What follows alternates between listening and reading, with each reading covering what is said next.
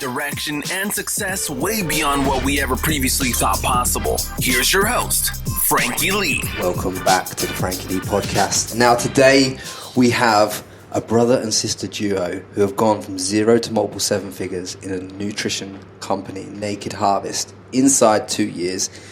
It's an incredible story. Georgie Cooper, welcome to the podcast.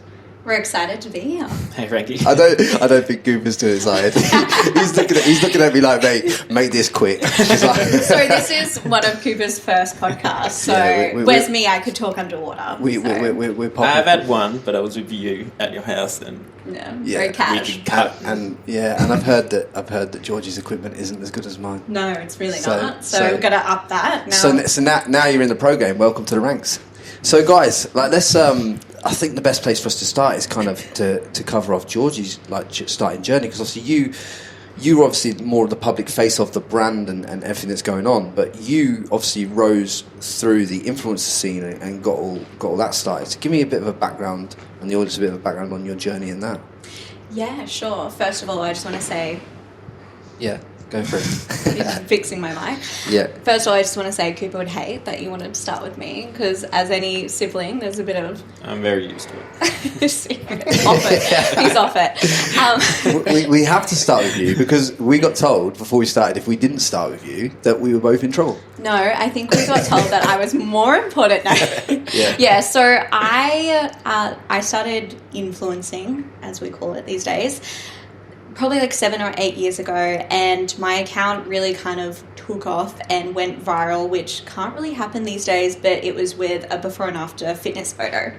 Right. So I was really I'd done the whole, started university straight away, turned 18, was drinking a lot, eating a lot, and, had gained about 10 kilos, and then went on this journey to lose it, and was documenting it on Instagram, and it was really early days when not a lot of people were doing that. Yeah. So I kind of got in there, early, and my before and after was shared a lot, and my account really grew from there, and I really was the fitness and health angle.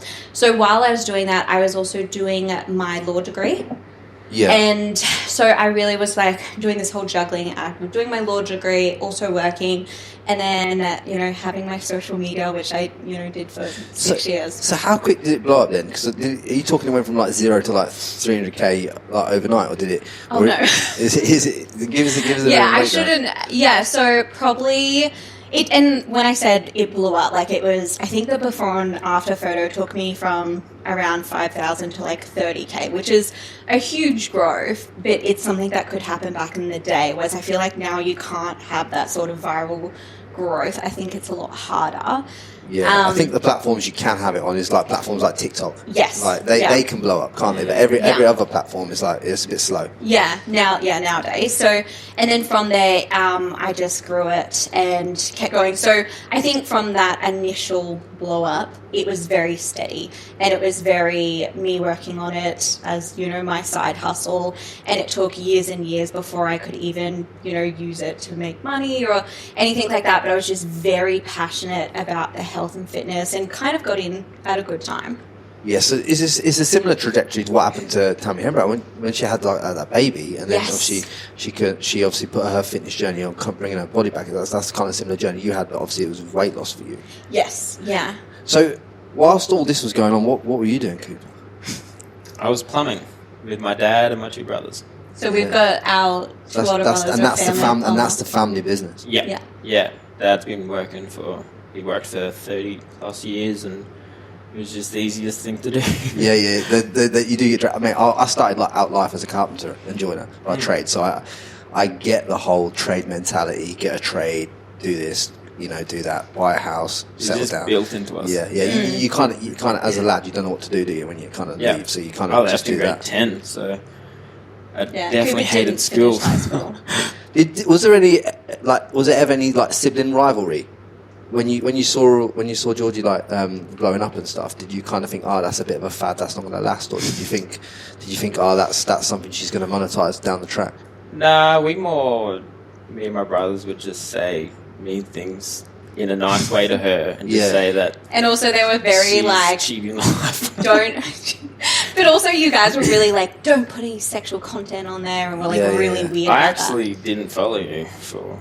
Yeah, Cooper's like, I can't stand the bikini pics. Did I bet Cooper capitalised when you started seeing you hanging that's interesting now, isn't it? Yeah, I saw it, I took it. I bet he capitalised on the kind of other influencer environment that you had. Well, to be honest, how me and Cooper really started getting in talks with everything with Naked Harvest, like way before we started Naked Harvest, was me and Cooper were chatting on the phone, and we were chatting about what we were doing, and he heard... That was on my commute to Brisbane. So Cooper had moved to the Gold Coast, so he had this hour commute, and so we used to chat on the phone a lot, and because I had just quit my law job and was doing the social media thing full time, yeah, I didn't get to see you much, and then I think it was my son's birthday, and you missed it, and I think you felt so... Hold on. This is not a family disagreement podcast, all right? That is a totally different podcast. But she felt bad, and we were talking on the phone, we were talking, and then we were gaining stuff. And we were also, I think it was the first time that Cooper saw that what I was doing was almost serious. Yeah. And we started talking about it a lot, and then also I got Cooper into like stuff like podcasts and audio books and so like more like getting his personal development up to stop thinking about being in a job and start to think about being a business owner, having a brand, that kind of stuff. I remember just saying to him, you should use the hour commute to your advantage. Listen to a podcast, listen to an audio book. It might spark something. Turn your car into a university. Yeah, basically. and he literally did. Yeah, like the first week, I listened to one book. It was called How to Be a Badass at Making Money by Jen Sincero. Yeah, I've read that book. Yeah. The little yellow book, but obviously you didn't know the colour of it because it's on a podcast, but yeah, carry on. Yeah, I listened to that, and then I smashed it in like a couple of 3 days or something. And I said to Cooper, listen to it and then come back to me in a couple of months. Let's chat. And it was literally 3 days. And he came back and he was like, oh my God, my life's changed. Well, that just opened my eyes up to wanting to do something. Like there's more to life than what I was doing. Like I wasn't enjoying it, and I was looking for something different. I find it interesting how like you went down the typical lad's route of like doing a trade, and you were practicing as were you fully qualified as a lawyer? Yeah, family lawyer. As a family, oh my God. Yeah, so I did family law. That was great. No, I did actually really enjoy it. It was kind of weird because throughout my degree, I would also work in law firms. And it's kind of weird because I just kept picking up jobs, like not aiming for family law, but in family law. So it's almost like I fell into it. And as a grad, like anyone would know, you kind of take whatever you can get. Yeah. So I was working in family law and fully qualified, did 6 years of study, did my PLT, did all that, was working in it, and I was just like, oh wow, this is not for me. But when you were doing the family law, obviously you were starting at this point to get some of the influencer posts and stuff, like through that time while you were at the law firm, yeah. So how was that affecting your job, like in terms of? Did they they must have had an opinion on it. So really funny, when my boss, the last place I worked, when he hired me and I was there for I think 2 or 3 years, he actually called me when he was about to hire me, and he goes, I do remember it was 170k followers, and he goes, and he was kind of young, like he was a partner, but I think he was like 32, so a very young partner, and he was like, we do social media checks on all our employees, and then he said, 170k, that's a lot of eyes on you. And then I was like, oh, he's found my Instagram. And then he basically said, look, I see it's, really health and fitness. I see you have an outlet, like a side hustle. You're doing your thing. We are so happy for that. We love our employees to, have that sort of side thing. Just please keep in mind that, clients, other partners may be able to see your content. So just make sure it's appropriate. And he had seen my content and knew it was like health and fitness based, so he was fine with it. So we had that conversation right at the start, which I thought was kind of, very kind of big of him, and just it was good to just know from the start they had eyes on my social media. They'd done a check, and just to be very conscious of it. Did you think then? Obviously, at that point, you think, okay, I'm not going to be in this job for long. No, because literally up until 6 months that I left my job, I was so set on just being a lawyer, and that was it. I remember I remember going to a family dinner. Yeah, so many people were like, you can really take, Instagram to the next level, like make all this money. And I was like, no, I'm being a lawyer. Like, I was so set on it. And then also I remember my Dad? I think it was Josh. Oh. Yeah. And then I remember my colleagues being like, yeah, like you can, they're like, fuck law, like go and do your thing. And I was in this like tunnel vision where I was like, I think because for so long social media wasn't a proper job, and it was almost this ego thing of, no, I've done 6 years, I'm going to get this well-respected cost job. fallacy. Yeah, and I had never allowed my mind to go to a place where it was possible. I had never even allowed it, so I had never, I guess, established that. And so literally only until 6 months before I left, I started thinking about it. Before that, I was so set on being a lawyer. It's amazing though how your mind can just be shifted if you listen to the right things and the right people. Like you listen to that audiobook, Cooper, on the way to Brisbane, doing some plumbing, and mine was podcasts and audiobooks too, and they were podcasts that I guess gave me, like Cooper, these kind of ideas of you don't have to stick to the status quo. You can like think outside the box. Get outside it, yeah. Yeah, you don't have to do university. Like we were talking about before, go in this sort of thing is you can act. And I think also they're the podcasts I liked. I liked the ones of people interviewing other people what their stories were. Yeah. Like so this is why I love this. Yes. You know what I mean? Like this is the juice. You get to hear about because a lot of people will look at you and what you've achieved on social media and what you've achieved to get collectively as a brand, and they'll think that's great. Like I could never do that, but like you have to start somewhere. You have to. You can't. It doesn't just get built in a day. And this is the kind of thing that people get to understand. I think also like growing up, our childhood, it was very much the safe option. It wasn't dream big and go follow your passions and be an artist. It was, get a job that makes you money, that supports your family, that is going to be stable, and you don't have to enjoy it. That's a fantasy. That's what we were kind of taught growing up. So that's why I was in that mindset. And it was interesting because you saying that, and obviously I know you both got English parents, and that is a very English mentality. Yes. So when I came over here and I saw how abundant it was and how everyone's entrepreneurial, and it just blew my mind because my whole life in England I was taught the same thing, like get a job, get a trade, go to work, earn money, save your money, buy a house, get a nice wife, settle down. And there's nothing wrong with that, but there is other opportunities out there clearly that you can take, and other options, and people just don't. A lot more. A lot more. Yeah, right. But unless someone opens your mind to the opportunities, you can't. Sometimes you can't see it because you're indoctrinated into that family way of thinking. Yeah. And I remember Dad always saying to me, "There's no other job that will make more money than plumbing. Don't even bother." I remember that. Is that what he said to you? Like a very kind of, I don't want to say limited, because also we owe so much to our parents. Like we had such an amazing upbringing and such an amazing work ethic and mindset, but also I think as naturally it was kind of this like limited kind of put yourself in a box, and if you're smart enough to be a lawyer, you should obviously be a lawyer sort of thing. Yeah, so and to them, they rose a lot higher than their parents. So they really came from a very poor background. What we're doing. Yeah, you're going to elevate it, and your families and your kids will elevate what you do, and that's it. So you can understand their mindset because they can only see from here to here, whereas we started here. So it's kind of. Yeah, I mean, being born in an age where there's like a smartphone and you can make money on your phone, it's like ridiculous. It's mad compared to what they had. So you can understand what they're going through. I remember Dad saying that he would have to print out his job sheets, and that's it.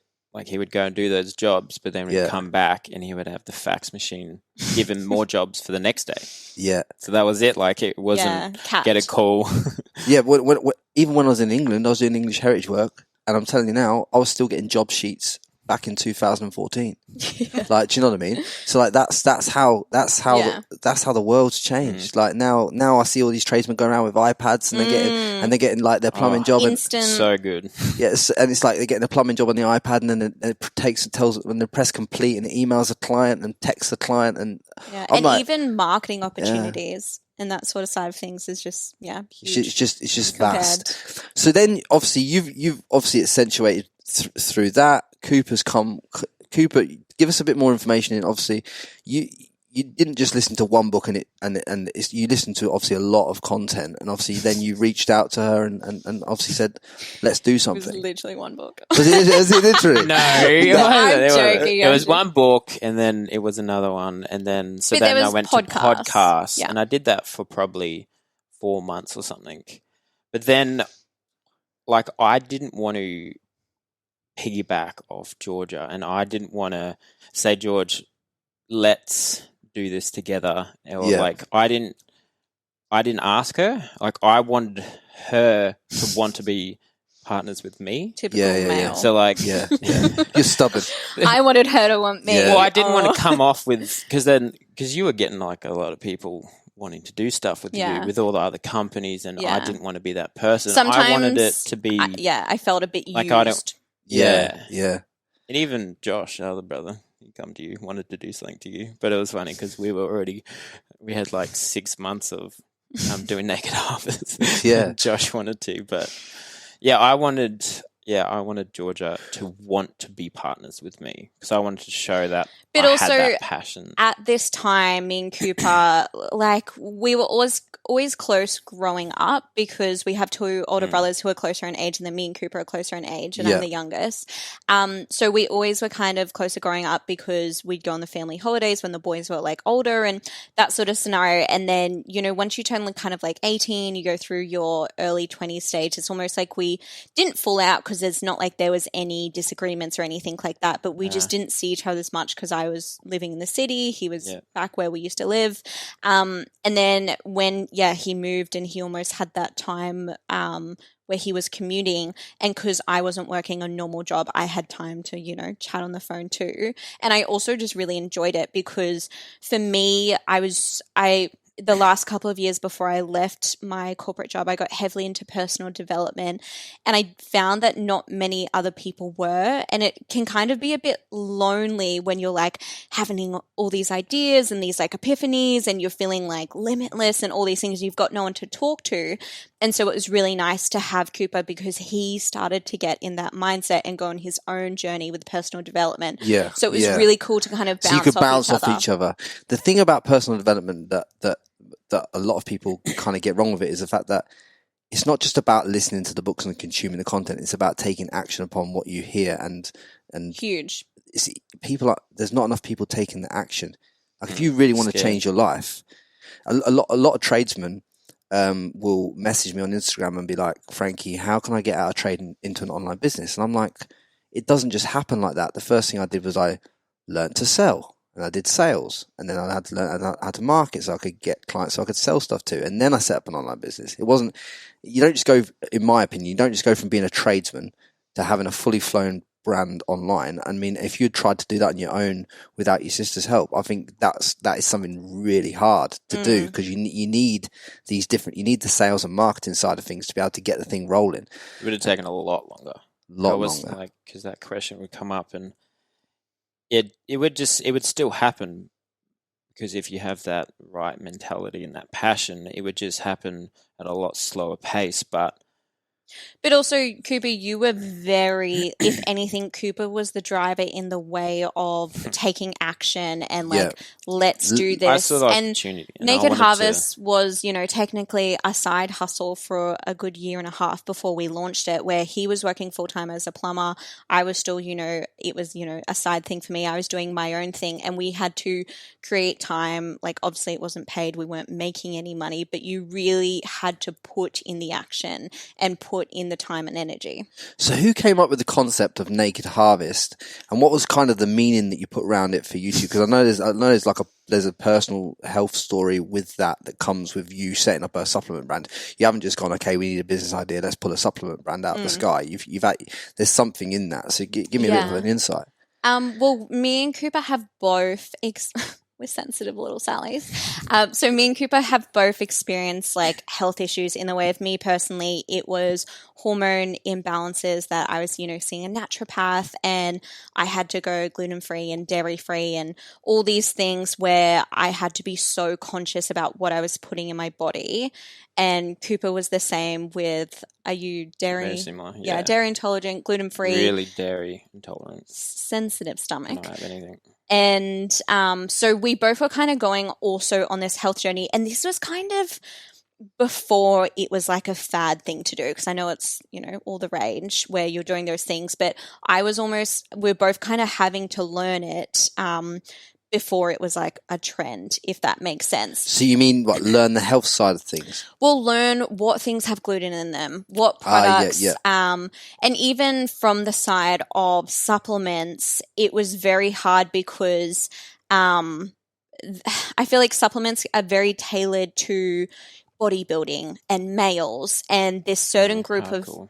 Hardcore, and it's like, for us, it was, we need a gluten-free option, a vegan option, and these sorts of things. And we just really saw a gap in the market where it wasn't being filled. At the time, weren't you sponsored by a supplement company? I mean, we don't have to mention any names on here. I don't want to do that. But weren't you sponsored by a supplement company, and then you found out certain things within the supplement that you didn't know were in the supplement affected you? Yeah. And that was kind of a trigger, as well as to like, okay, I can't even trust what's on the label of some of these supplements. Yeah. You know so I had this big sponsor, and I was obsessed. Like, I was like, it tastes so good. It's sugar-free and vegan and all these things. And then we had a friend in the industry who had a different supplement company, who tested it and found out there was actually traces of dairy when it's vegan. There was traces of sugar when it's supposed to be refined sugar. And I think it was the first time that I realized that I guess I was just devastated, because I push this out to my community. My community is so important to me.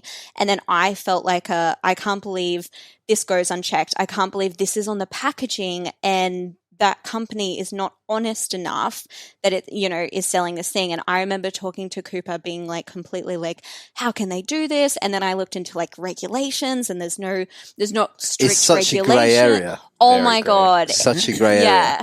And then Cooper definitely had the idea where he was like, the whole thing with supplements. And to be completely honest, when he was like, why don't we do our own thing? I was like, what? Do our own thing? Like, he's definitely the pusher with the idea at the start. So then was it who came up with like the name and Mel. Who? Our weapon. Yeah. So Secret from weapon. the start, I had a girl working for me personally that helped with like my personal side of things, Mel. And so it was us three from the very start. And she's got a marketing degree in communications. And we're laughing because in another podcast we were talking about the name. They're like, who came up with the name? We're like, Mel did, not us. Mel brought all the names pieces together. Yeah. So Yeah. she literally had two lists of all these different things, and we knew we wanted it to have a natural feel. We knew we wanted it to encompass, the brand values. And we kind of like picked off this list, and it's just funny to us. Just buzzed up. So was it something? So who had the deciding factor on the name? Was it you, Cooper? I liked Naked. So it was very a raw name. So you just thought Naked Harvest it is, Yeah, and then we had like a bunch of names for the second part, and then Harvest, and it fit really well, and it's in line, it just sounded good. Yeah, and that's what we're about. But like Cooper had the original, so our first product was pre-workout. Yeah. And Cooper had this original idea where he came to me and he said, I want to do this pre-workout. I want to do a fizzy pre-workout, make it different. And then I was like a bit cut. And I was like, well, we're obviously doing it together. Yeah, I remember because I was like, I'm going to do this. I'm going to see if I can produce it. I've done my research, and I've listened to my podcast. And then, you're like, why don't we do it together? I'm like, And you was like, I was trying to tee that up. No, but, literally, it was I actually didn't. I wanted to do it by myself. Reverse psychology, 100%. Because I was like... It worked out pretty good. It worked out good for you. But so so obviously, do you just go and launch a pre-workout and that was your first product on the website and everything like that? Did you just go straight in for a pre-workout? Or did you launch like a series of products? That was our favorite. Yeah. Like everything comes from what we would do, what we like, what we wanted in the industry. How do you go about formulating a vegan, non-toxic, non-fillered pre-workout in today and age, though? Because that very is hard. Google. that is difficult because I look at. I take pre-workout. I love pre-workout. I'm a bit of a pre-workout junkie. I don't drink. I don't smoke. I don't do drugs. We should have brought you some pre-workout. Yeah, you should. I didn't even think of that. I got you champagne. I know. Well, we will send you some. Don't worry. I'm joking. But anyway, like, I love pre-workout. But like when I read what's on the back of it, like NOS Docs 365, like, do you know what I mean? Like some crazy chemicals. Well, it always starts all the ones back in the day where they were taking them off. The market because they like when you read the names on the back and it was like methyl, like basically and, like, meth. It had meth at the start, but it wasn't a drug. No, but it's It's another. There was this pre-workout that when I was in the boxing gym years ago when I was like 18. We were all on this pre-workout called Jack 3D. Oh yeah. And literally, there was kids getting knocked out, right? Because I can't remember. It was one molecule away from speed or something like that. Yeah. Dexamphetamine. Honestly, it's one molecule away, so it's like literally like the slightest difference. Well, none of us knew, so we were taking 3 scoops of this. Honestly, you've never seen anything like it. Yeah. I saw lads that were just naturally good, and they were knocking people clean out because it was just this stuff was just like, it was like you're flying. In fact, it was that good. I bought a whole tub and took it to Ibiza because I didn't drink, right, or nothing. I was in Ibiza, I was in amnesia, and I remember just getting this thing out of my bag. I just tipped in two scoops of Jack 3D, and I'll tell you now, I outdanced everyone. Like that stuff was sweating, pretty much on drugs. That stuff was wild. You need to formulate that. But this is our whole thing, and like for example, like my husband back in the day was a huge gym goer, so he'd bring home this pre-workout. I would try it. And also I'm someone who naturally gets anxiety. So any product like that brings on anxiety. It's, any caffeine, anything with stimulants would bring on anxiety. Is that a proven thing then? Yeah. I just thought it was a meme. Like, no. Well, if you think about it, so it's all about your nervous system. Right, okay, yeah. So any sort of synthetic, like, so, if you have too many coffees, you start shaking. It starts fucking with your nervous system. So if you have synthetic stimulants, they're just not good. And they make you rattle like you're on that meth that you're talking about. I'm obviously not a scientist, but... But basically, I would have this pre-workout and it would make me feel sick. I'd feel anxious.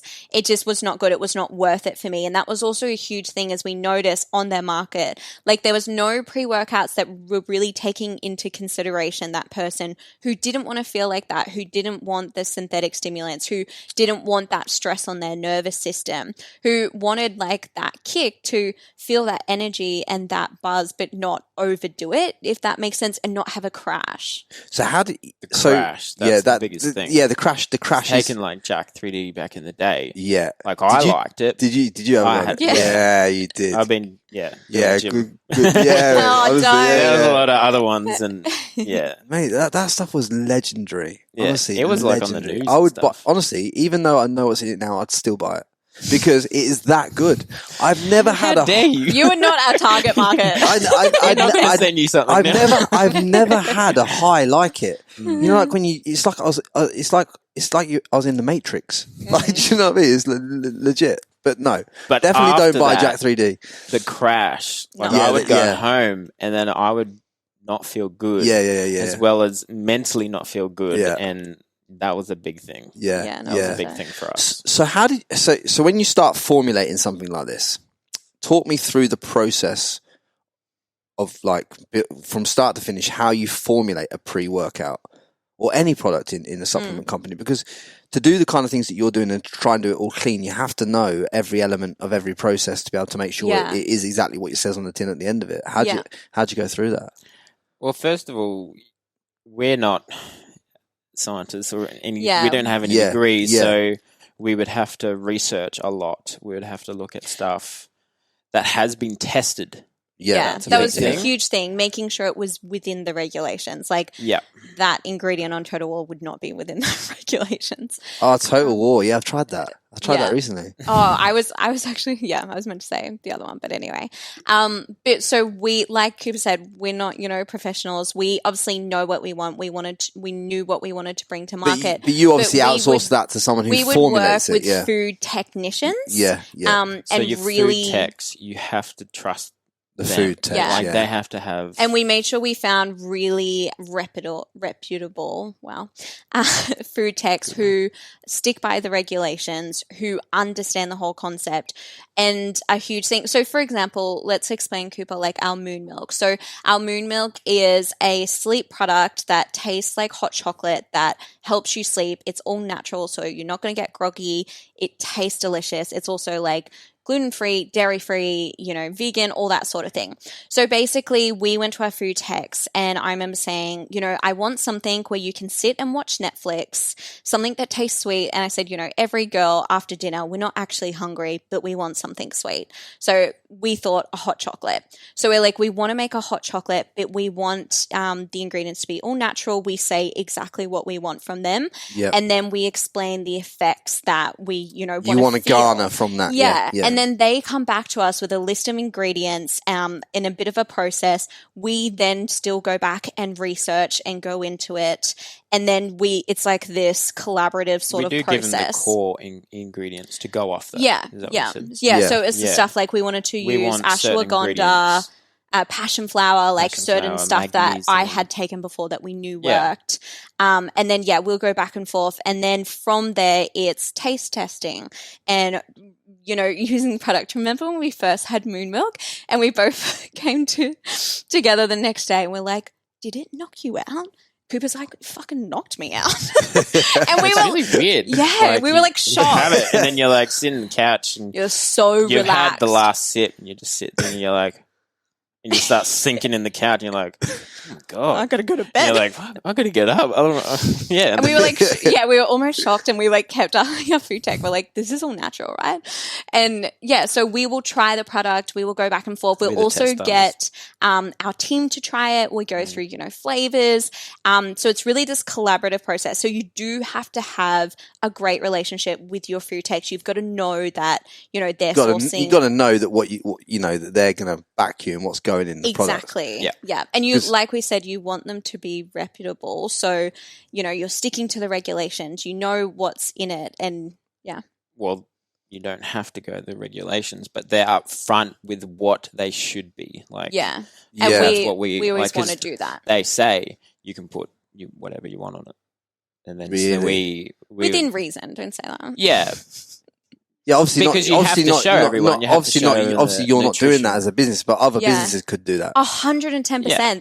That's that because the supplement industry is a dark industry. It's so grey. It is so grey, and no one gets pulled up. They are getting a little bit better now. They're bringing TGA in, but it hasn't. Yeah, it hasn't. I don't really know what's happened with that now. Yeah. Anyway. But I suppose even if they did bring the TGA in, which is obviously a regulatory body, right? Even if they brought in a regulatory body, regulatory bodies are full of people that can get paid off anyway.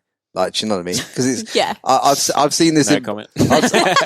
I've seen this in boxing, so it happens. But moving on from that, once you'd formulated this first pre-workout and you put it on sale on the website, and you promoted it initially through social media yourself, or did you have other influencers promoting it as well when you launched it?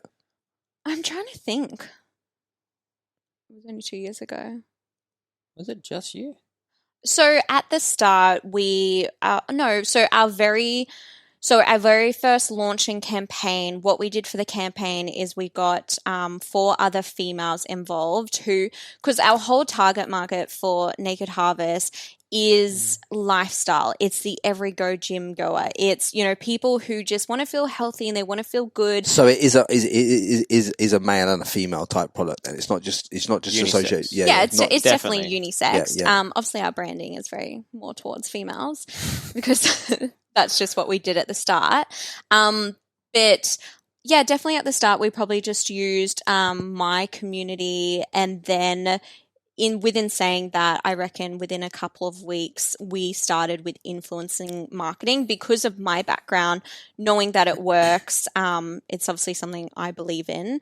And so, yeah, we definitely started with influencing marketing quite soon. Hey. Yeah, definitely branched out. Like you can see it in the business, like the sales had this big spike at the start, but then you got to get new people. So you can't just rely on just following. So we have to outsource. And do you think that's the best way for most businesses now to grow in terms of like just use influencer marketing? Is that your best ROI? No, so we also do Facebook, we do EDM, we do lots, and we've always said we're not just going to put all our eggs in one basket, even though we know influencer marketing works. It's not the be all and end all sort of thing. It's pretty hard. Like it's definitely the hardest one to do. Is it hard though to find like? No, it's not. No? Well, it takes a couple people. Yeah, true. Well, but I think for example, Facebook, it's more like math. Like you get an ROI and it's very technical. Whereas influencing is like we've definitely been through a couple of influencers where we've paid them money and there was no return. Or so there's a lot of So how do you know that this is interesting. So how do you know an influencer's A, like got real followers, and B, got real engagement with what's gone on in today's day and age? You know what I mean? Yeah. Well, a huge thing for us, obviously, because I'm in the industry, I also had a lot of friends where like not friends, but like people I knew of who I knew, you know, did well, if that makes sense, who have the engagement there. But if we're talking about other people who we completely didn't know, it would be a thing of checking their engagement. I know our social media marketing team will like literally go through comments, make sure there's no bots, really looking into someone. And also a huge thing for us is not just, you know, do they have a good engagement rate? Do they have a lot of followers? Do they align with the brand? Yeah. Are we going to feel, are we going to feel really good about them promoting our products? Is it going to look natural? Is it going to look authentic? Like that's such a huge thing, not just picking random influencers because they have a lot of followers, if that makes sense. Yeah, 100%. Not just the looks, like the nitty gritty bits of like are they portraying a good message? Not just up show, it's... Are they down to earth? And what kind of images are they using and how they portraying their lifestyle? It's because that's obviously important because you're more of a family friendly type brand, so you're not going to just put it on someone who's in like wild bikinis in every photo because it's not really your market, is it? No. Yeah, and we're a health lifestyle brand, so that's we go after influencers. And a huge thing for us, for example, is we have a policy where we send them the product, we make them try it for at least a month, and then after that, we will lock in certain stuff. But if they actually genuinely like it, and that's a huge thing. Is also we'll send them the product, and we'll have we'll be looking at their stories, seeing if they're showing it a little bit or even using it. And not that we expect people to do that beforehand, but it's just, does this feel like, a good sort of exchange? Does a match? Like a value exchange. Because at the end of the day, that's what's happening. If you're sending someone something, if there's a little bit of reciprocity in that, that's a good feeling to you, and you might work with that person again. And if there's a good reciprocity, plus you get a few sales off the back of them, perfect. Yeah. So what kind of brands do you look at in the marketplace right now that kind of really inspire you in terms of like how they're marketing and how they're obviously building their brand and their culture online and nurturing their community? What are you going to say? I was going to say, who you've been looking at? I don't know. For something, I was literally talking about this on my podcast last week, but I think the reason why Naked Harvest has always kind of been on the forefront, kind of doing things differently is we don't do what other people are doing in the industry. Yeah. We actually make it such a huge thing of doing launches differently, doing product launches like we definitely outside the box. Get inspired from other companies, but we twist it in a big level to make it ours and different. Yeah. I don't. They're not even. Then these companies aren't in my niche, but I look at Gymshark's marketing. I look at Burger King, what they did, and how they flipped the McDonald's thing over, and how McDonald's and Burger King go at each other. I just look at it because I'm interested in how people like that market their brand and how they make something like fast food interesting and current. And I look at obviously Gymshark and how they dominate the activewear industry. And I just wondered if you looked at brands like that and pulled any little bits out of their marketing and thought, oh, maybe that'll work, but not obviously not the same, but like just put your own twist on things. Definitely do it with, I reckon, all of them. Like High Smile, Gymshark, even Apple. Like, but in saying that, Cooper, like, I don't know. I'm not huge on looking at other brands and doing that. That's not really where I'd say I get my inspo from. Where do you get your inspo from? I get my inspo from like podcasts, audiobooks, almost like more like people rather than brands. And now that I'm saying this, I'm like, should I be looking more at other brands? Every brand out there is people. There's people behind it, isn't there? Yeah. So you could be looking at people. They could be working for a brand. You still kind of in a way kind of being influenced by the brand, if you know what I mean. Like, because you're looking at the people. It's like the people that look at your influences are being brought into the Naked Harvest community because of. I think. If I could, a huge thing, and I can't think of anyone off my head, but a huge thing for us is focusing on our community. So it's just like, for example, we're about to do this launch where we're revealing our brand new product. When will this podcast go live? This podcast will go live in the next couple of weeks. So call it. What's the Cooper's doing a date? Let's just say we're going live in May. Okay, perfect. So the product will be launched, so I can tell you Mel's not going to murder me. So we're launching a BCAA and plus hydration sort of drink. And so what we're doing for it is we wanted to do a live event where like it's a sweat event. You come to a workout, we unveil the product, and we get to meet our community. Mel has not sent me this invite, by the way. Well, listen, and then, COVID's happening. Brisbane went on lockdown the other day. And so we're like, let's rethink. Let's think outside of the box. Let's pivot. And so what we are doing now is we're doing a live virtual sweat event where we're getting everyone to sign up for Zoom, this Zoom link, where we're all going to be together. You're going to crash Zoom. We have. Yeah. And then, so they jump on. It's completely free. They can win prizes. We're unveiling the product. And then we're doing this workout, and it's a Pilates workout that we had talked about and I said I'd loved before. And so we're like, how can we get our community involved? How can we do a product launch that is different rather than just a campaign video, just putting out the product? So we're like, let's get our community involved. Let's do a workout. And they love that. So I think for us, and that's what I'm saying, the inspiration for that is how can we get our community involved, but do it on a bigger level. So, people in the States or in the UK can join us. And how does your community break down in terms of like locations? Is it more Australia? Is it more now US, or what's the breakdown of that? Definitely Australia. Definitely Australia, yeah. But we do still have US, New Zealand, UK, definitely minority. But yeah, definitely Australia, because that's where, we focus, but we definitely do have still overseas people. Yeah, definitely. So talk me through then how you two have split the job roles in the business in terms of like what you both run. So obviously I presume you're more marketing and Cooper, you're more back end stuff. So talk to me about the kind of stuff at the back end that you're running and all that kind of stuff.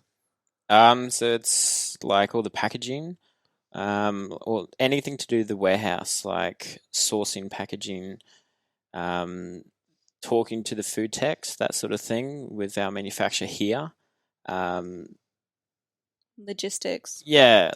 Logistics. Moving product. We've got a pretty big team there, so I've got to overlook everyone, like the customer care, that sort of thing, like look over everything and make sure everyone's doing their job. Doing their job, yeah. Yeah, like, because we moved to the warehouse not too long ago, and that was a thing that I needed to do because we were outgrowing our little warehouse. So just always... You've got a whole new facility now, isn't it? It's massive, isn't it?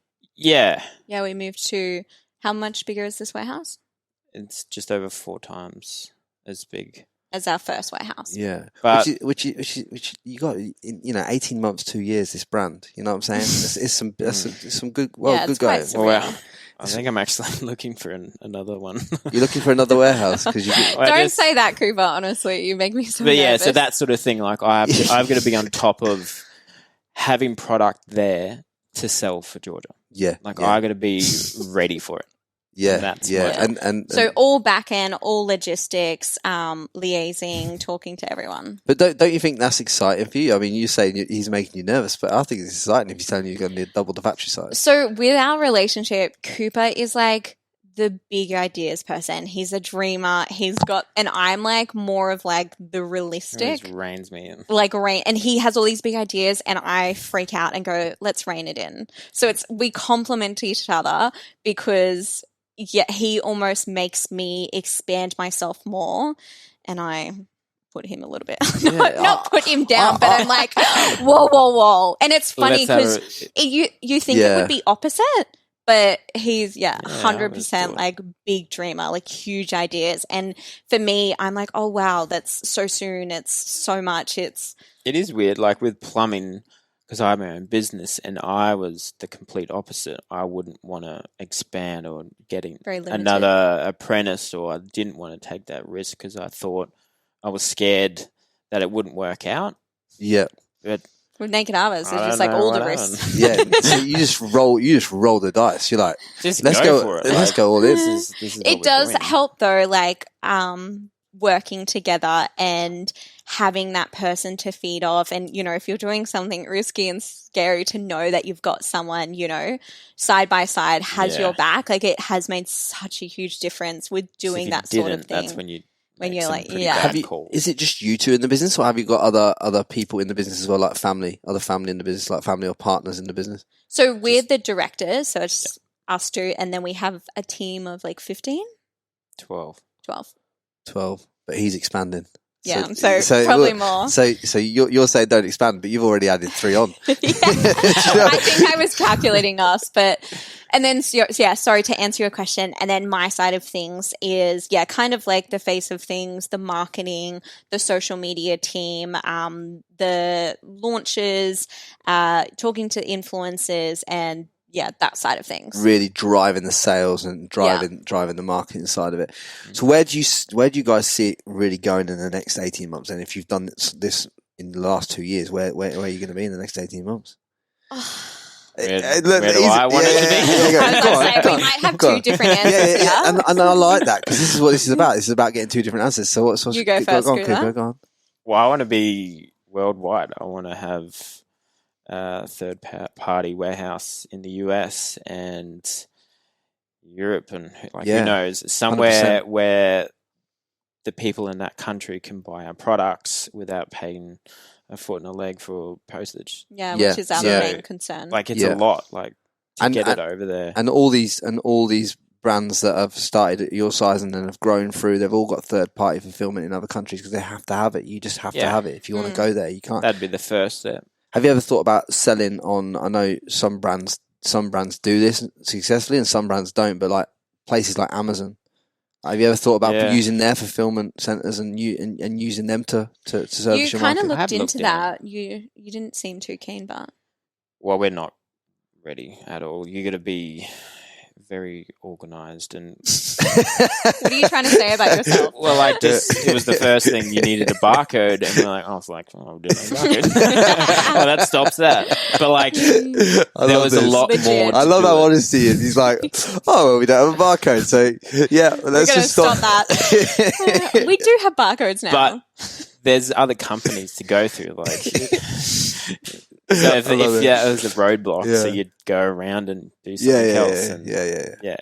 But now you have got a barcode. So maybe you should look back into that. Maybe. I just think it's a good way to. I don't think it's a long-term decision, but I think it's a good way to test the market in a space, especially like America. You put it in their warehouse, they post and package it for you. It's like such fast delivery. It's just a great way to test it, and then if it works, you can do your own third-party fulfillment. Yeah, great way to test. And there's actually because I talked to a lot of brands about this, but there's actually like a third-party fulfillment centers that are better places to hold your product than Amazon's warehouses. That when your product is required on Amazon, they'll take it to the Amazon warehouse so that they can ship it that day. And when your product's required by your other third party, they'll take it to that third party. So they like sit right in the middle of the two. Yeah. So for a business like yours, you're trying to launch in the States, that would be the best way to do it, because then you could sell on Amazon and then you could sell personally, but all from one location. Yeah, I've got a fair few emails from different companies that have offered a lot of that to us, but we're not quite there with our trademark. Yeah. That's a massive thing in the US. Yeah. So. Let's not. Okay. No. So we looked into this quite a while ago. Yeah. And we didn't. It's a lot harder. This is probably a great tip for the audience. Is like when you do pick a name, you should check not just in your country. You should check other countries, because we have run into. So someone else is called Naked Harvest over there. No, they're called Naked Nutrition, or like it's Naked different, but they've got it registered within the supplement and under the category, and they've sent like us 15 trademarks all around Naked, and they've sent you. They've sent us correspondence basically saying if we were to sell in the States, they would sue us. That's nice, but that is the nature of business. Like at the end of the day, right? Look, we get that. If you're not getting sued in the States, you're not doing business. Like, do you know what I mean? Like, a lot of people tell me that actually. But like, that just shows you that you're a threat in the marketplace. I would actually take that as a positive. Rather, you know what I mean? We are working with lawyers and we're taking steps, but that just has been a huge kind of take back, and we're like, it's kind of good. It was a blessing in disguise, because it made us reined focus us on here. and not go too big too fast. I'd have just sent them a letter back, and I'd have said, "Hey, if you ever try to sell in Australia, we'll sue you." Like, that's what I'd have done. Yeah, well, they know they can't. Yeah. It all sorted out here. But don't even know if we can do that. But it's just like when you're talking about a market that's got 350 million people, it's so important. And if the audience listening to this can learn anything from it, it's the fact that make sure you have all your ducks in a line in terms of trademarking before you go out there.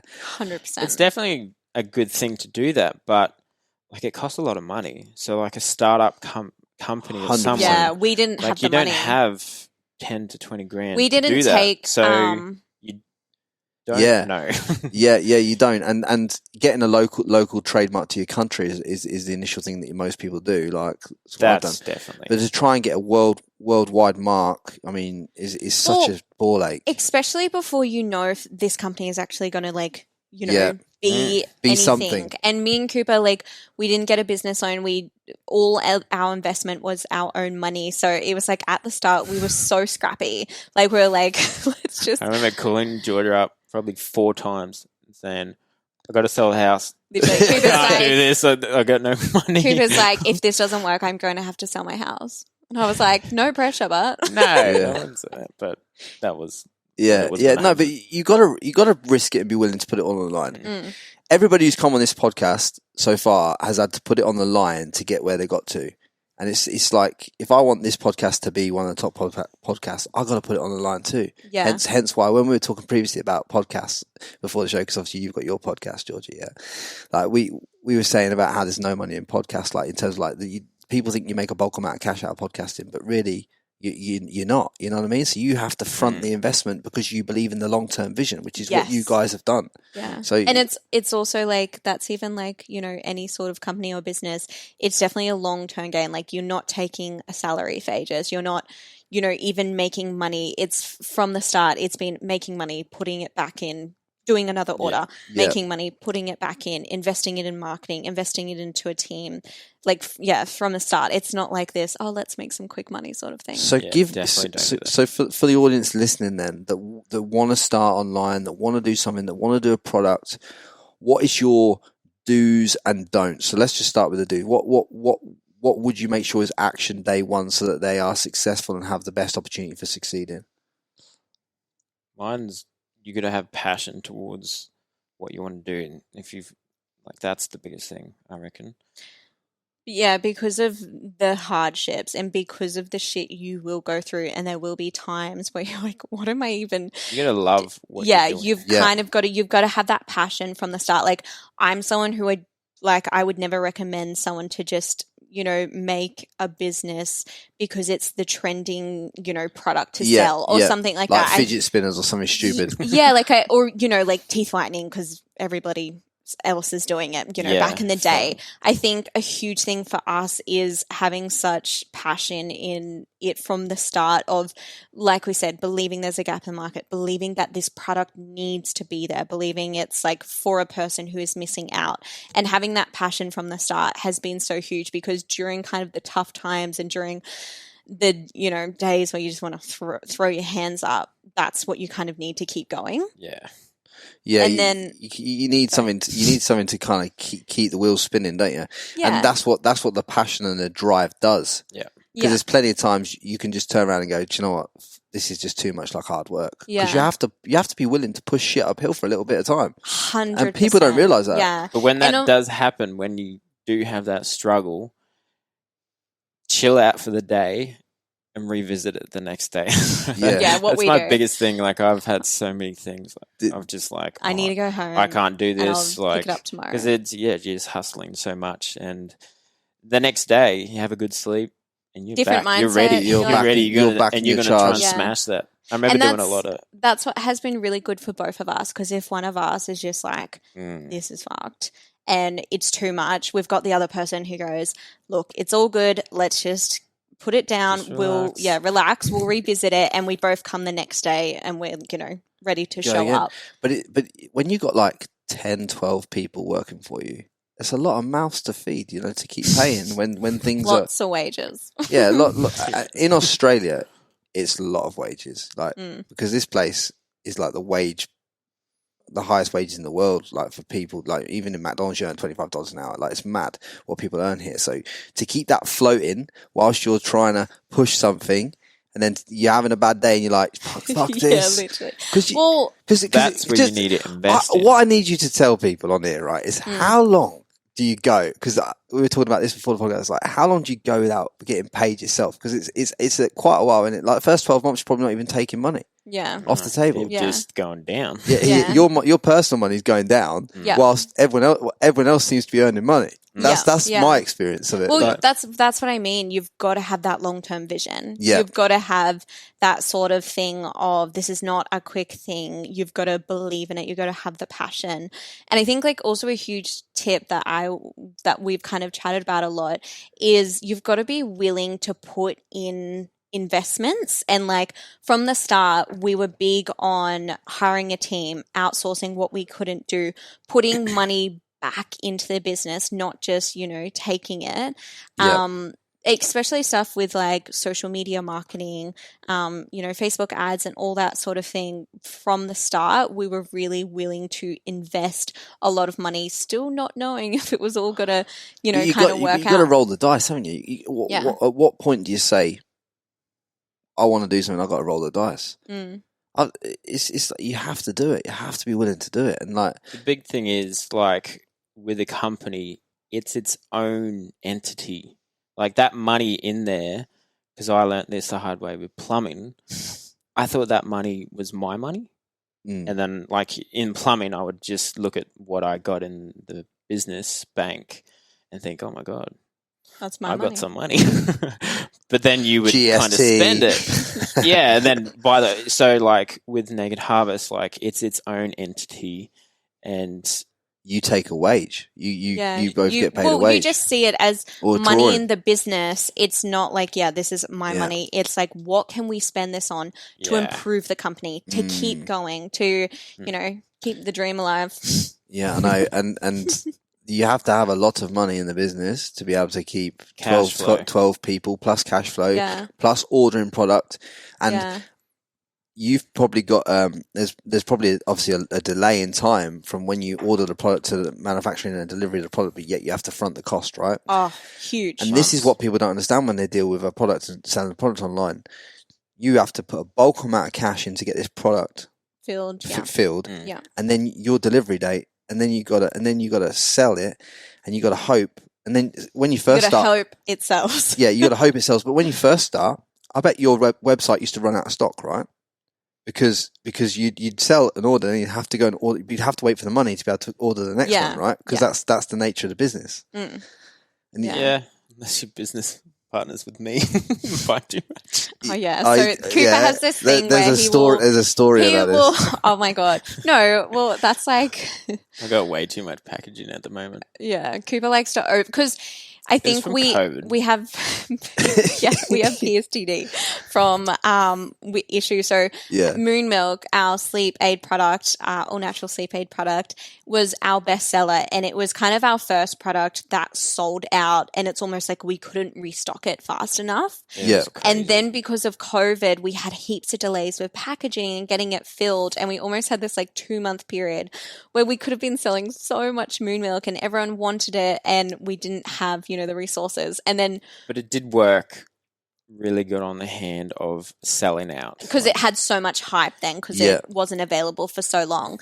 But it's almost like Cooper's got a bit of PSTD where now he just over orders everything, so we're never selling out because I remember being like, we could be selling so much Moon Milk, we don't have any available, because that's his side of things. Yeah, I was like, I'll teach you. I'm gonna go and buy a heap. And now he does, and I'm like, we have no money in the bank now. That's all good. Next thing you know, you spent $400,000 on Moon Milk packaging. Literally. And then she comes into you next day and says, we decided to discontinue Moon Milk. We're doing something else. That's not going to happen. And then, I guess, like what you were saying about the tips too, like another huge thing I just want to say is, and like me and Cooper chat about this all the time, is like just doing the thing. So like you were saying about the action with the podcast and stuff, I think sometimes we can get so up in our heads, we can be like, oh, but what are people from high school going to think? Or, my family and that sort of thing. But trust people. Yeah. And a huge thing for, Cooper and me was we had this dream, we had this passion, and we're like, let's just do it. We're not worrying about what people think. We're not worrying about if we're going to fail. Let's just see what happens. And we kept it to ourselves. We didn't tell our family. We really kind of. You don't need no one's opinion at that point, do you? You don't want that tainted. To break you. Because like all it takes is your dad to say, "Oh, I don't think that's a good idea, son," and then all of a sudden you just lost that. Your soul. You just put that seed of doubt in your mind. 100%. And doubt kills. Sorry, I was going to say a quote, doubt kills more dreams. But you go. But like you being in the trade, like tell people that are in the trade that you're going to go do this weird thing. They will shoot you. Yeah. Yeah, like no one, because like I'm going to spit the truth, and you're going to believe, you're going to resonate with this, right? Everyone who's in the trade hates the trade, right? There's not. They can't get out of the trade, right? And they want more for themselves. And they don't know how to execute on it. And what happens is, when one of you starts to, it's like you like crabs in a bucket. So there's loads of crabs in a bucket. One of these crabs, aka you or me, starts climbing out of this bucket because we don't want to be a carpenter or a plumber anymore. If you tell them their aspirations, they like literally say things to you that literally pull you back into the bucket. In terms of like, because their mindset's limited to the fact that they've got to work more hours to earn more money. They've got to do more jobs to earn more money. It's all about swapping more to get more all the time. And it's just it's limiting beliefs. And that's what I'd say is that if you're someone who's in a trade right now and you probably hate it like me and Cooper did, like at the end of the day, if you want to get out of that, you got to spend the time educating yourself in the car on the way to work, or in the van on the way to work. You know what I mean? Instead of listening to music on the radio, you got to listen to like podcasts and business things, and start to submerge yourself in the business development stuff to allow yourself to get out of that situation. Because what I found was, when I don't know if you found the same when you were on site, is that everyone was fucking miserable. Like everyone was like miserable, and like no one wanted to be there. Do you know what I mean? Yeah, 100%. Did you find the same thing? Yeah, I always had all sorts of people. Everyone would come in there whinging about something, and like It's all trivial. It's trivial. Like the biggest thing, like for me, they. It's just simply that everyone's like slogging it out, trying to do more, all this stuff inside this trade, but they're not looking without it. Like, there's nothing wrong with being a tradesman. If you generally listen to this and you love being a tradesman, credit to you. But when I was a carpenter, looking back now, I got into carpentry, and probably you got into plumbing, Cooper, because we were told by our dads, and I was taught by my dad how to do carpentry, right? So that's why I got into it. The problem with that is that you've never had the opportunity to choose the path. So you're now indoctrinated into a path that you never chose for yourself. And my dad, I don't know about your dad, but my dad is genuinely proud that I've broken the path, but he's always happy that I've got the trade to fall back on. So that's his thing. A lot of people said that to me. You've got the trade to fall back on. I never believed in that. Like, I reckon, like, you definitely do, but you don't want to fall back. That fallback, yeah, you might go to that fallback. So, like, I was never falling back on plumbing. So, if you wanted to do something, you got to know that this is it, and you don't fall back. You know, the hardest thing for a tradesman to do when they're leaving a trade is to sell all their tools. I sold all my tools. It was like, you know, like, I love that. Yeah, mate, I'd have thrown them in the river. I'd have thrown them in the river at the time. Don't get me wrong, but like, it's a big. You know, like, one thing tradesmen like to do is they like to buy tools all the time, right? Buy the latest tool, the latest drill, the latest this, that. You're like, yeah. But when you're stood with your favourite E-swing hammer, mate, and you paid like $50 to $100 for this thing, and you're like, fuck, I don't want to sell it to this bastard on Facebook Marketplace for $10. Do you know what I mean? Like, but I was like, I literally just sold everything, mate, and that changed the game for me. So if you're a tradesman listening to this, that's your no fallback. Yeah, you got to burn the boats on this trade thing if you want to get out. So like, all these people asking me questions on Instagram saying about how do you get out of trade, that is simply it. Just, if you really don't want to be in it, just burn the boats, get rid of the tools, and just go all in on whatever you do want to go into. Do you know what I mean? Welcome back, young lady. Yeah, sorry guys, just went to the loo. But that's definitely what Cooper did. Like from the minute you kind of decided, you were all in, and that mentality. Like, I had a business that made me what I needed for my lifestyle. Good money. And I gave it away. I didn't sell it. Like, I let it go to a friend that helped me out months before I transitioned to Naked Harvest, because I was struggling with doing two things at once, and I couldn't put 100% in Naked Harvest, and I was like, Have you ever read the book The One Thing? No, it's literally just about that. It's like literally a whole book, but you need to read the whole book. But it's literally a book about why people should just find the one thing and dial in on that one thing, because there's we were talking about the other day. There's so much growth in that. Like, you've found some winning products and you've dialed into them. And that's why you're getting the success that you're getting. That's why you've gone from 0 to multiple seven figures inside 2 years. Is because you've dialed into, you've stuck to a few products and you've gone all into that. You've not gone, oh, we're going to do the this over here now, just on a random. Like, and you know what? It is hard. Yeah, it is hard, because when you are getting, the success, and you feel like you've kind of tapped into something and you've realized how to do something, you do get a little bit like, oh, what if we did this, or what if we did that? But 100%, that's something we chat about all the time, is let's go fully in. And that's why Cooper was saying before, the whole trademark thing was a blessing in disguise, because it made us really focus on Australia and that, market, and go, let's go full in, because this is all we can do right now. We're still going to be making steps towards, the US market and whatnot, but we're like, we can always tap more into this. We can always do more. You can always do a different brand in the US. There's so many brands that are here that are called different names somewhere else. But Burger King's called Hungry Jack's here. That was the one that came to my mind. Do you know what I mean? Well, I don't even know why. I presume that's a trademark issue, is it? Yeah, that's weird. It was trademark. I learnt this for someone. I don't know if it is actually true, but Yeah, so like a guy in Australia bought trademarks for all the US brands, including McDonald's. Yeah. And then so he had them all here, and then so they wanted to come over to Australia and had to buy it off this dude. Right, and they wouldn't. And that, so, Burger King refused. Yeah, refused to go to get the trademark from him, and that's why they changed to Honey Jacks. Because at Macca's, they just had the money and they needed. I think their Burger name. King had the money Oh, yeah. as well. Like, I don't know who Maybe it was like an ego thing or something. It could have been. I don't know who made that decision in their department, but I think that's a stupid decision. He might have got a lot of money from McDonald's first, and then asked more. But honestly, that's a classic example, isn't it, of trademarks, of how they can literally do you. Yeah. And people will just literally come after you like anything. But so what? So in the next 6 months, what's going on with the brand? Product. Yeah, with some really cool products. Launching. We just want a bigger range. We want to be able to have more for our community.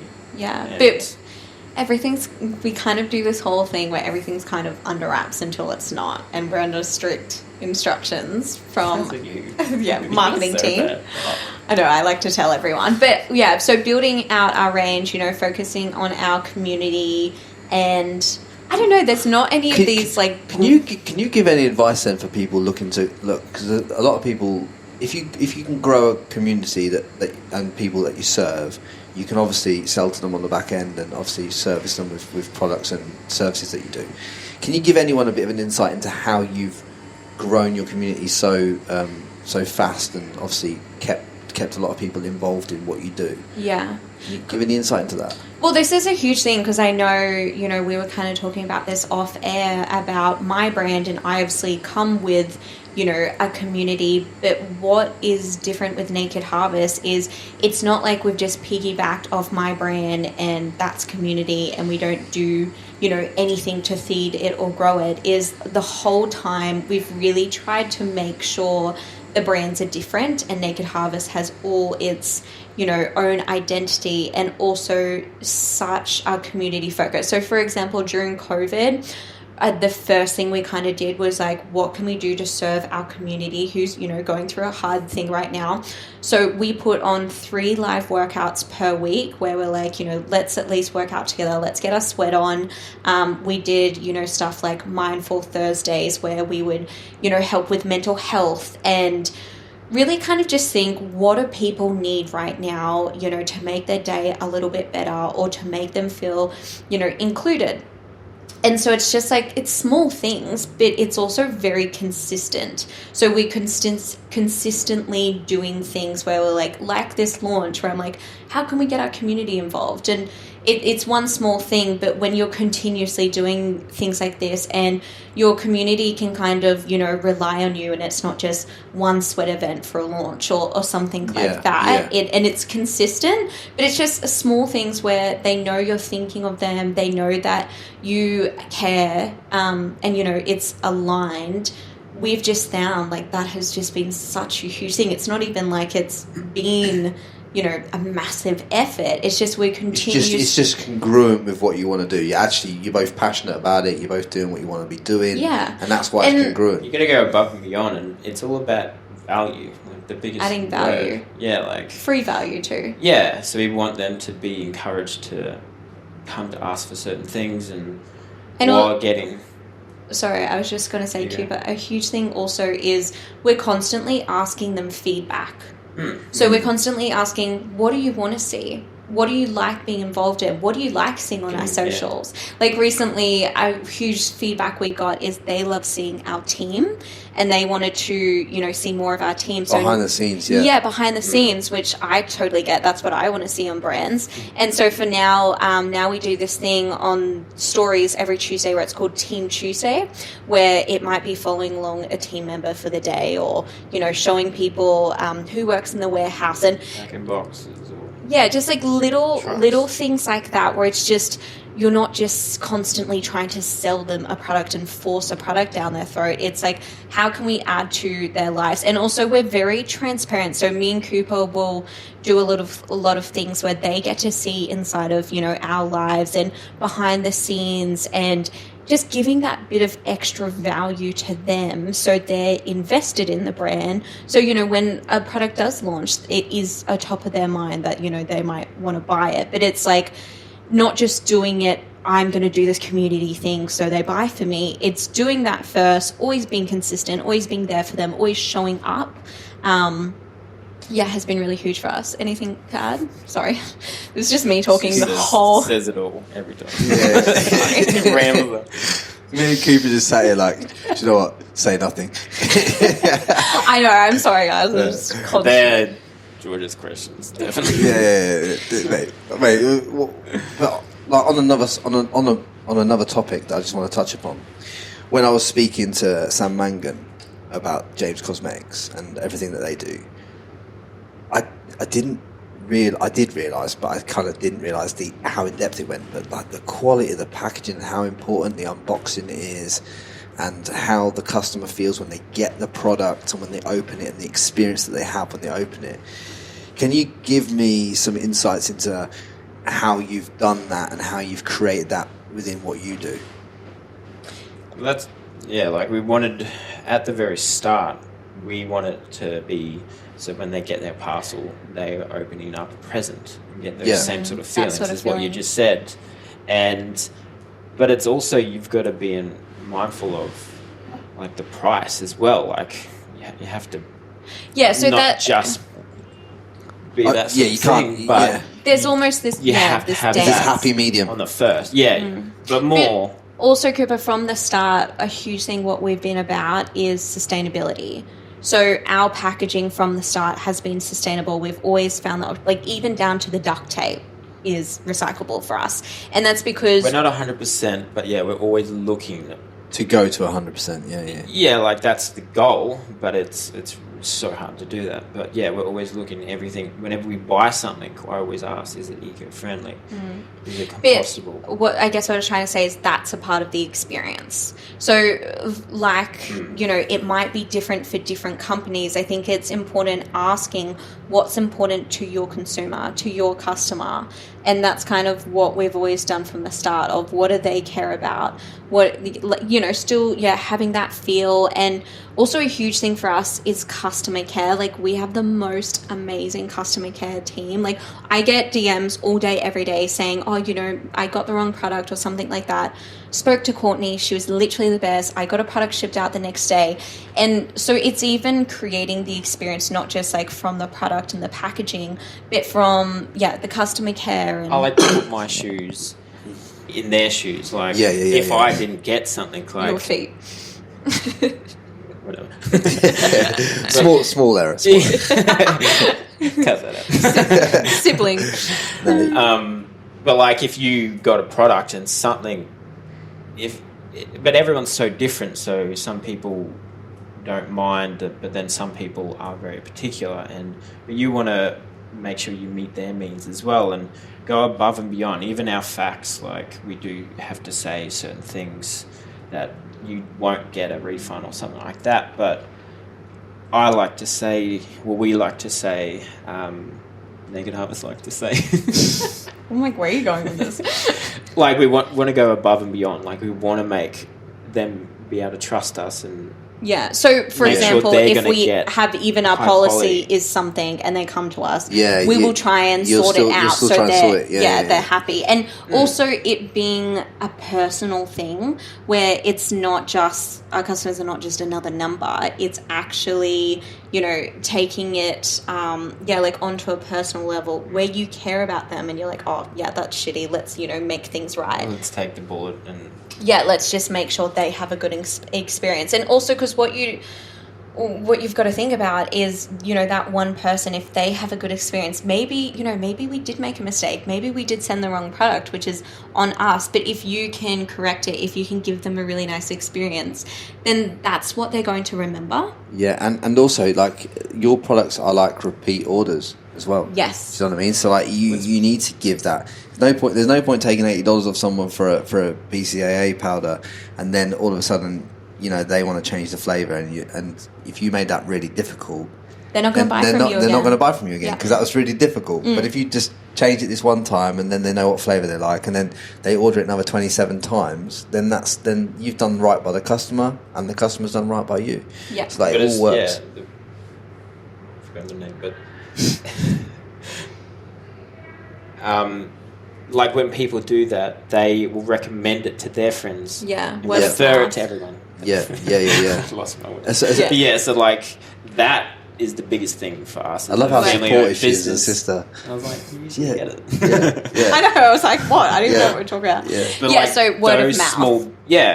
Those was that it? Yeah. Yeah, those small things, like not looking to get $50 off someone, like to do that. See the bigger picture. Yeah. As a brand, as a brand, like with what you're trying to set and what you're trying to achieve and where you're going, you have to see the bigger picture. Yeah. Definitely. And the biggest picture in your brand is like the fact that the customer service comes first and the customer comes first, and then if you serve those two things, everything else works. Yeah, but that's even like we're talking about, you know, the customer care experience when they're opening the packaging.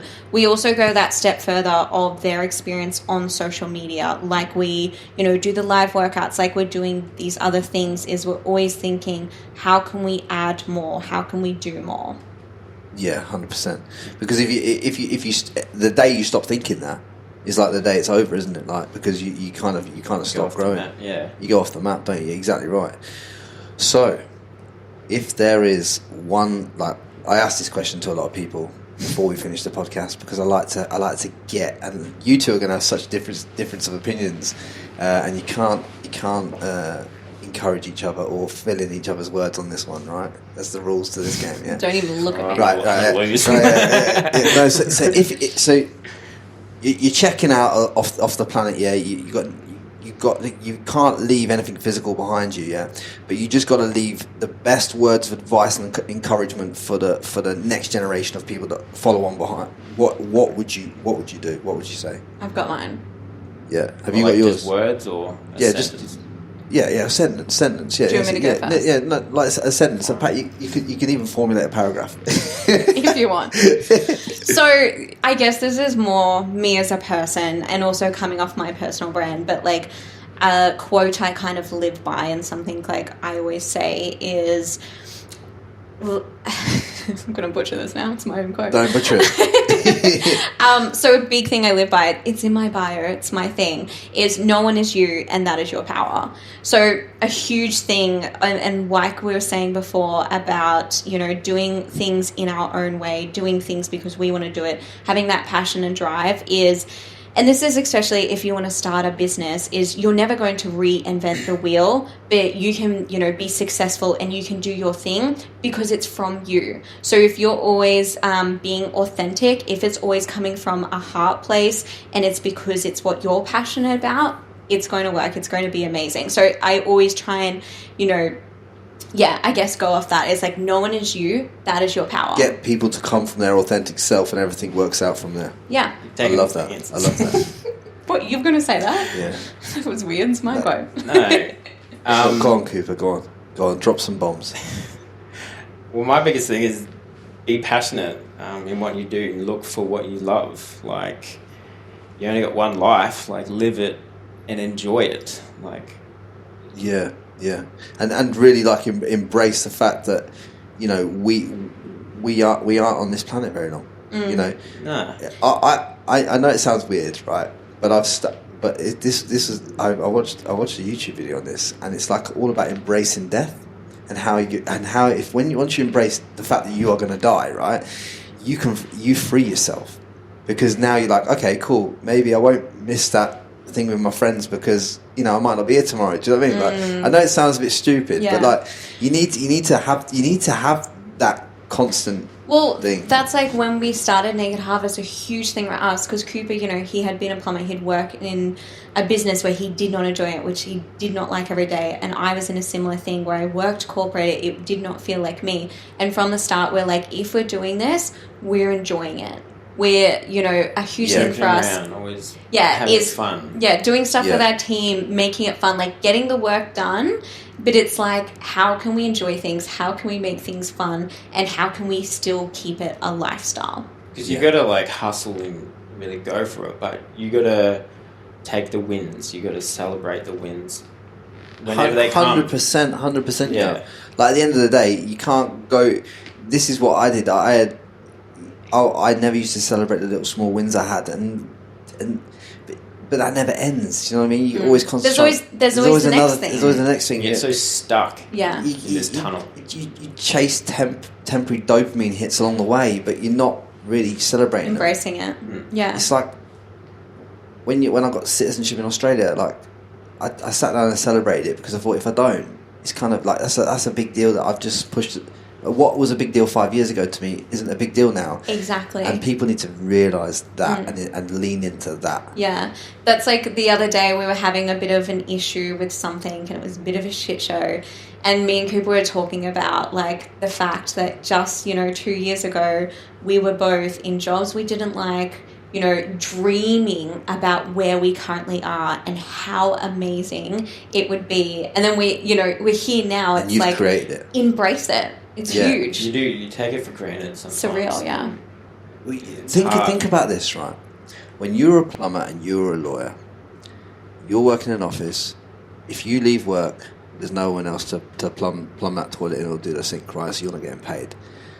You leave, you come do a podcast with me today, and you've got 12 people that are keeping the machine running for you. You know what I mean? That are all enjoying it. They're all fulfilled in their job roles. They're doing their thing. They're on their purpose. They're on their mission, whatever. But at least it doesn't grind to a halt when you walk out of there to do a podcast. Biggest thing. Which is fantastic for you guys. Not trading time for money. Yeah. Which is fantastic. And I think that is the end goal. And also just being passionate, liking what we do. That's what I said. Just reiterating it in case you didn't hear Cooper. We're gonna. I'll tell you now, right? We're not having no family arguments before we leave this podcast. But anyway, thank you so much, guys, for your time today. I really appreciate you coming on. I loved hearing about your journey and everything. I think you're gonna, knowing what I know pre-show, I know you're gonna blow this up in the next 2 years. Thank you. Yeah, we appreciate it, and it's really cool to meet you. Oh, thank you. Oh my god.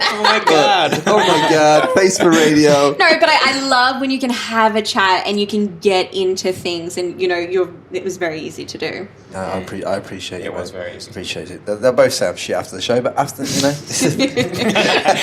But anyway, much love, guys. If you can do us a solid favour, if you can send us all on Instagram like your reviews of the podcast. DM the guys, DM me. If you can leave us any reviews on Apple, that would be appreciated. I had a couple of people leave 1-star reviews just randomly with no comment. I'm like, what's going on with that? Yeah, I'm like, I don't mind a 1-star review, but like at least tell me how I can improve then. Like, do you know what I'm saying?